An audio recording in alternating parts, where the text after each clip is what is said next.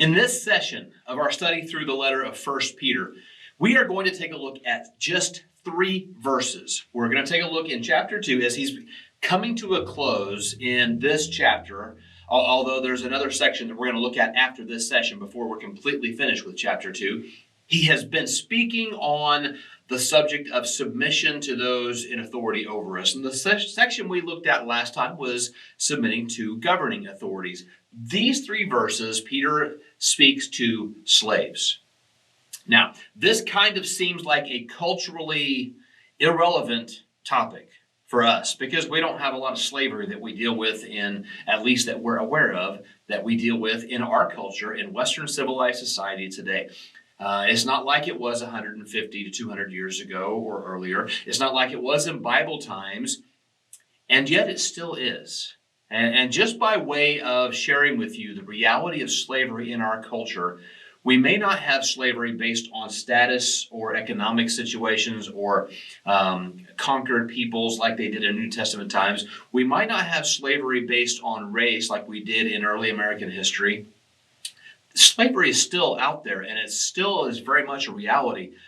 In our current culture, the sex slave trade is absolutely horrendous. And there are some groups out there like the International Justice Mission or Rapha House based out of Joplin, Missouri that seek to rescue and restore people from that slave trade and bring them to a place where they can get back to a normal sense of reality in their lives. And some of that happens here in the United States. Some of that happens overseas, but it's very real. And so in one sense, this passage could apply to those situations, but in another sense, this passage applies to all of us in a very real way because even though you and I might not be slaves, we still can take some of these principles that he gives us here and use them to apply to all of our relationships across the board, especially something like an employer-employee relationship. Is it the same? No. There's limits to that analogy, and yet some of the principles still carry across. This section, though, feels just a little difficult for us to understand because of that. Now, the Greek word here is doulos. It can mean either slave or servant. And using the word slave kind of distances us from this biblical reality that Peter is writing into. And so when we understand that it can also mean servant, that kind of opens up a little bit between the relationship between employers and employees versus slave and master. And we can still profit from what Peter had to say because this is what he's speaking to. It's not that he's condoning slavery. In fact, he would probably agree with Paul in some other places where Paul writes those who are enslaved, although if they can, they should seek their release. But if not, while they're in that situation, to serve Jesus there. That's what Paul talks about in Corinthians. He talks about that in Romans. He talks about that in several different places where he addresses slavery. Peter would agree with that. And so while he's not talking about the positives or the negatives of slavery, if there is anything to weigh against it, he's saying that it's very much a reality, and some people find themselves in that situation. And so if you're there, if that's who you are, then here's what you need to do. Here's how you can honor God, even in such dark circumstances. And so that's kind of where we're going to go with this passage today. It's 3 verses. Let me read it to you. It's chapter 2, verses 18, 19, and 20. Peter writes, servants or slaves, doulos, that Greek word, be submissive to your masters with all respect, not only to those who are good and gentle, but also those who are unreasonable. For this finds favor if, for the sake of conscience toward God, a person bears up under sorrows when suffering unjustly.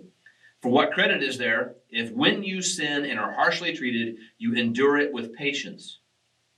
But if when you do what is right and suffer for it, you patiently endure that, this finds favor with God. Now, the next few verses through the end of the chapter, we'll cover that in our next session. But for these 3 verses right here, the conditions of slavery in the ancient world were all across the board. They were all over. You had some people who were more like indentured servants, and they were able to work toward their freedom from their masters. And you have some who were under very harsh circumstances. As a conquered person, some people would sell themselves into slavery in order to pay off a debt and then work their way free. Some people had such good relationships with those who were over them that they would eventually agree to work with them for them permanently and become a permanent part of that household. And so there's a lot of ways that slavery was happening. There's a lot of ways that it was being played out. There were a lot of different scenarios. There wasn't one sort of fit all type of category when it came to this idea of slavery. So the general tendency through the New Testament was that slavery is a reality, even if it's not a benefit. But since it was a reality, the New Testament writers came at it from the perspective of it's real. Some of you may find yourself in that situation, and so here's how you make the best of it. My mom used to tell me that all the time. She would say, I don't know if you like or don't like the situation you find yourself in.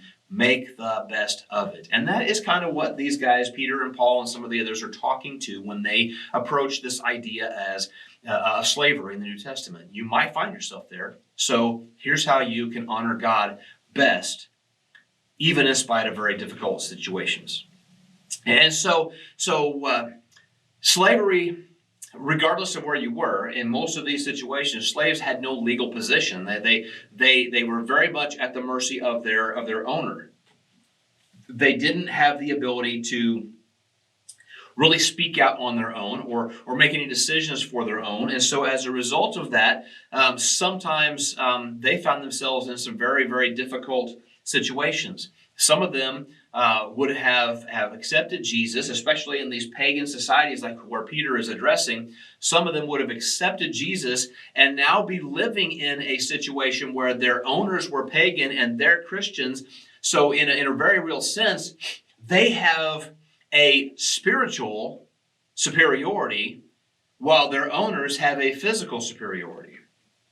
Or at least that's how they would have perceived it. And Peter is saying, look, even though you might be spiritually more grounded and you might have a better understanding because you have accepted Jesus and your master may not have, that does not mean that you should not submit to his authority. And so whatever their situation, especially if they're Christians, slaves should fulfill their obligations to be subject to their masters. Whether they're a good master, whether they're a bad master, is not the point. The relationship requires obedience. That could not have been a very easy message to hear for most people who were in slavery in the New Testament. Some of them would have been suffering at the hands of their masters. In fact, Peter here calls it unjust suffering at the hands of their master. And so they would have found themselves in a situation where this is a difficult reality. They may not be treated well. They might be treated poorly for the sake of being treated poorly. And yet Peter says to still submit. That's hard to swallow. That is hard to swallow. And what Peter is saying here is it is possible to bear unjust suffering in a way that brings glory to God. And when we do so, when we keep our focus on God, even in spite of completely unjust suffering that we might be experiencing, Peter says that is commendable. He says if a slave is suffering because they are conscious of God's will and they're prepared to obey in spite of what might be happening in the circumstances and the situations around them, that finds favor with God. According to what Peter is saying here, that is what God can be pleased with because they are keeping their priority, they are keeping their focus on the beyond, on what God has beyond this life and not on their immediate circumstances. That's a good perspective to keep. If we bear suffering because we are desiring and we are determined to follow God, to obey God, then if we're choosing to act rightly, and then in a way, the suffering can start to be an experience of God's grace because He provides the means we need to carry through on it. Now, That was their situation, which most of us don't find ourselves in. So if we are to translate this into a modern day type of application, what ways are we looking at? How do we apply this? How do we fit that into our modern cultural scenario? There's a few different principles that I think that we can pull out of this that would underlie every kind of relationship we might find our in, especially in the employer-employee, master-servant, those who have authority over us versus whatever position we might be in. Those kinds of relationships. There's a few principles that we can apply to that. The first one is this: all relationships, every relationship we have, our behavior, our conduct should be driven by our desire to serve God, our desire to do His will, our respect, our worship, and our attitude toward Him. I don't care what relationship it is. Every relationship we have, our behavior should be driven by our desire to serve God. That should be our first and foremost consideration. Secondary to that, the relationship itself will require certain obligations. I have different requirements that I strive to fulfill in my relationship with my wife than I would with a relationship with an employer.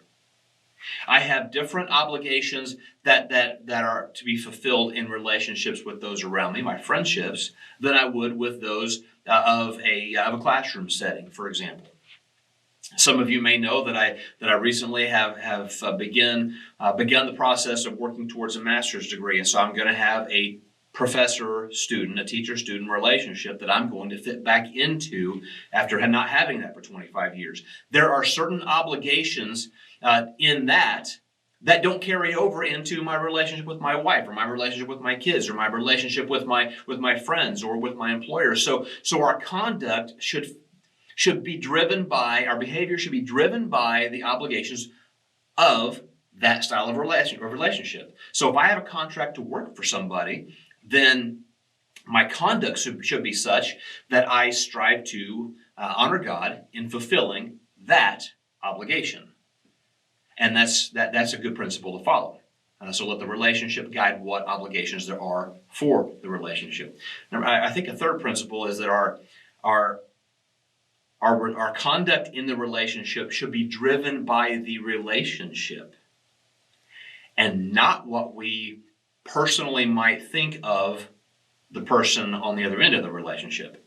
For example, if you have an employer who treats you unfairly, the relationship is employee-employer. Regardless of what you think of that individual, you still have an element of respect and you have an obligation to the relationship, the status of the situation you're in.